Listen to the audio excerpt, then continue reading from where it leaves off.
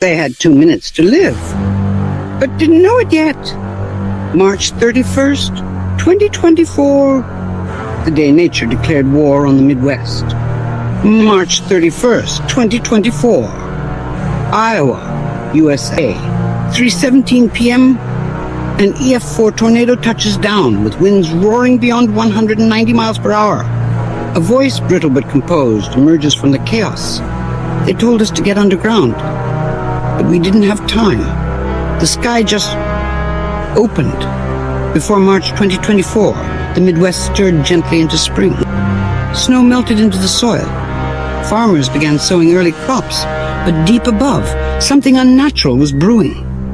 Cold, dense air surged south from Canada, colliding with warm, moist air surging north from the Gulf of Mexico. Meteorologists at the Storm Prediction Center in Norman, Oklahoma, watched as jet stream patterns twisted unnaturally. Wind shear intensified across layers of the atmosphere. Atmospheric instability sharpened like a blade. Inside the operations room, a meteorologist stared at the radar. We knew something massive was building, but the models couldn't tell us how fast it would form or how long it would last. At 2:42 p.m., the first tornado warning blared across Greenfield. Spotters reported a funnel cloud forming rapidly on the southwest horizon. At 2:49 p.m., the EF4 tornado touched down, carving a path straight through neighborhoods and farmlands. No time to prepare. No time to run. Onboard dashcam footage from a semi-truck captured the horror.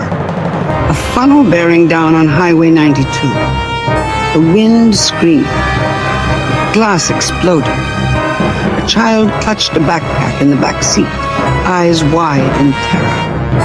The camera feed ended in static. From a shelter, a survivor recounted. The whole house lifted. I was in the basement, but even that wasn't safe. My brother didn't make it. By April 2nd, at least 47 tornadoes had torn through Iowa and Oklahoma. EF2S to EF4S, for several formed in rapid succession, known as tornado families, devastating entire communities within hours. Marietta, Oklahoma, lay in ruins. Sulphur was nearly leveled. Homes splintered into matchsticks. Vehicles were tossed onto rooftops. Transmission towers snapped like twigs. Power outages paralyzed hospitals already overflowing with the injured. Emergency rooms converted lobbies into trauma wards. Search and rescue crews combed through wreckage with dogs and thermal scanners. Bodies were pulled from debris-strewn fields, crumpled garages, and shattered cubicles. Among the dead, a 4-year-old girl discovered still clutching a teddy bear under the back staircase. Governor Cayley Ford stepped to the microphone, visibly shaken. We are declaring a statewide emergency. FEMA teams are en route. Now, FEMA teams are en route. National Guard assets are being deployed. But this is unlike anything we've seen in 15 years. But help moved slower than the storms. In Sulphur, residents reported less than 2 minutes of warning before impact. Tornado sirens malfunctioned in several towns due to outdated systems and weather-related power failure.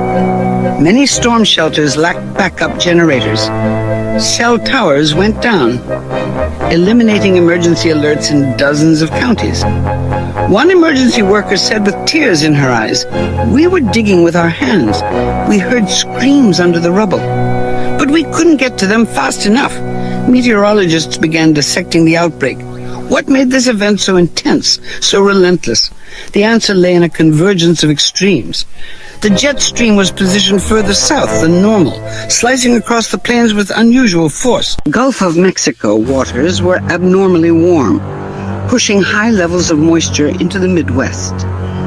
The temperature gradient between air masses, cold north, hot south, was severe, creating a volatile environment. Simultaneously, wind shear, changes in wind speed and direction with altitude, twisted the updrafts within supercell storms. As rising warm air met spiraling upper winds, rotating supercells formed rapidly. Several evolved into multi-vortex tornadoes, with 2 or more funnels spiraling simultaneously. This wasn't just weather, said one climatologist. It was a symptom of global shifts, of weakened jet streams, shifting storm tracks, and cities expanding faster than their infrastructure can support. April 5th, Greenfield High School. Once a place of study, now a shelter. Cots lined the gymnasium floor. Children slept clutching one another. A nurse applied bandages to a teenager sobbing quietly in the corner. A grieving father held up a laminated photo. My daughter wanted to be a vet. She died protecting her dog when the roof collapsed. This wasn't the first tragedy. It won't be the last. In 2011, Joplin, Missouri lost 158 lives in a single EF5 tornado. In 2013, Moore, Oklahoma was ripped apart once again. But in 2024, the storms were faster, more erratic, less predictable. Experts point to shifting climate patterns as a driving force. Tornado Alley is no longer confined to Kansas and Oklahoma. It's stretching eastward, northward, now spanning from Texas through Illinois to Ohio. More urban areas, more people, higher stakes. The danger zone is migrating, a meteorologist confirmed. Places once thought safe are now on the front lines. Why did so many die? There is no federal law requiring storm shelters in public schools, not even in high-risk states. Tornado siren networks rely on outdated analog systems, many built before the 1980s. Rural zoning laws failed to mandate safe room construction. Insurance coverage for tornado-related damages remains low in many hard-hit areas. But there are solutions, and they're already being tested.